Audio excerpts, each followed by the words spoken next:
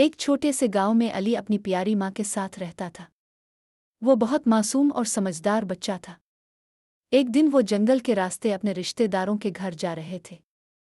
अचानक जोरदार तूफान आ गया, बारिश होने लगी और बिजली चमकने लगी। माँ और बेटा एक पुराने दरख्त के नीचे छप गए। तभी झाड़ियों से एक बड़ा भेड़िया निकला और उनकी तरफ बढ़ने लगा। माँ डर के मारे अली को सीने से लगाकर रोने लगी।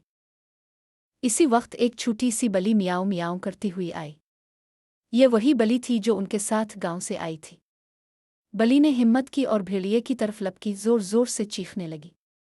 बली की आवाज़ और बहादुरी से भेड़िया घबरा गया और जंगल में भाग गया। माँ और बेटे की जान बच गई। अली ने बली को गोद में उठाकर प्यार किया और कहा, तुम सिर्फ बली नहीं, हमारी मुहाफिज हो। इस दिन से वो बली हमेशा उनके साथ रही और गांव में सब इसे हीरो बली ओ कहने लगे।